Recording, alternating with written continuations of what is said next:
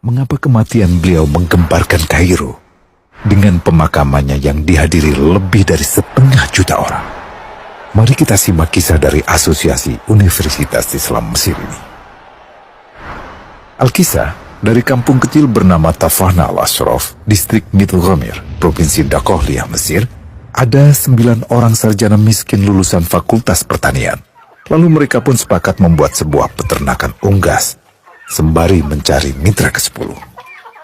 Namun mereka terbentur modal, maka dengan sekuat tenaga mereka kumpulkan dari hasil menjual tanah, perhiasan istri, hingga meminjam. Meski tidak banyak terkumpul, namun mencukupi untuk memulai usahanya. Pertanyaan tersisa, siapa mitra yang ke-10? Insinyur Solah, satu dari mereka, pun berkata, "Aku sudah menemukan mitra yang ke-10. Siapa?" kata teman-temannya. "Allah," lanjutnya. "Allah akan menjadi mitra usaha kita yang ke-10. Allah akan mendapat 10% dari keuntungan kita. Dengan perjanjian, Allah yang akan memberikan perlindungan dan pemeliharaan, keamanan dari segala wabah penyakit." Akhirnya mereka pun sepakat. Kontrak kerjasama pun ditulis secara rinci dan dicatatkan ke notaris, lengkap dengan peran mitra ke-10 tersebut. Tak disangka, setelah 1 musim bisnis mereka langsung meroket, jauh dari yang dibayangkan sebelumnya. Lalu mereka pun kembali bersepakat menambah jatah keuntungan mitra ke-10 menjadi 20% di musim kedua, dan begitu seterusnya hingga mencapai 50%. Lalu bagaimana keuntungan mitra ke-10 itu dialokasikan? Dimulai dengan membangun sekolah dasar Islam putra, lalu lanjut putri, kemudian sekolah menengah putra, kemudian putri. Tambah lagi madrasah aliyah putra, lalu putri. Tapi karena keuntungan terus membanjir, akhirnya dibentuklah Baitul Mal. Dan mereka pun mengajukan ke pemerintah untuk membangun universitas di kampung. Awalnya ditolak dengan alasan tiadanya akses bagi para mahasiswa. Tak berapa lama mereka pun mengajukan pembangunan universitas lengkap dengan stasiun kereta beserta jalurnya dengan biaya mandiri. Akhirnya permintaan ini disetujui, dan pertama dalam sejarah Mesir berdirilah sebuah universitas di perkampungan kecil.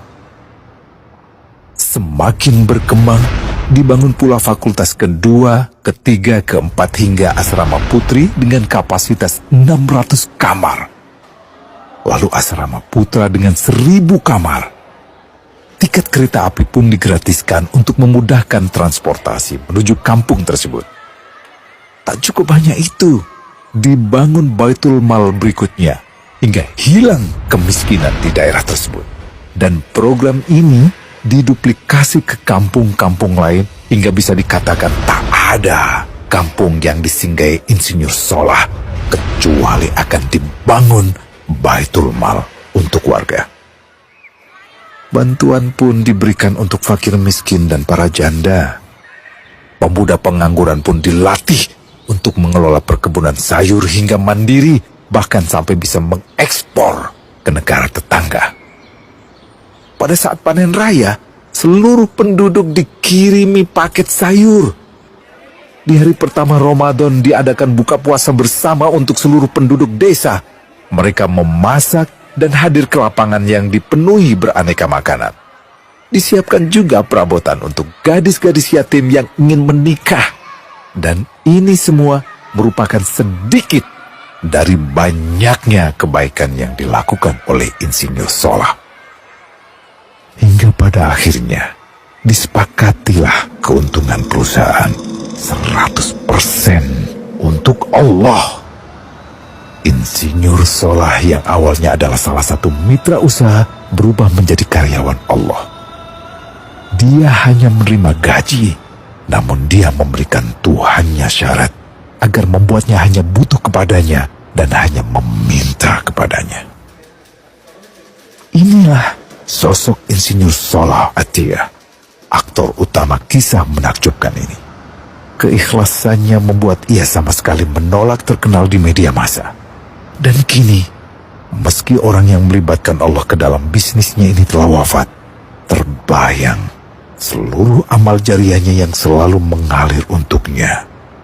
Masya Allah. Pertanyaannya, akankah ini hanya menjadi sebatas kisah saja? Atau menjadi teladan bagi kita?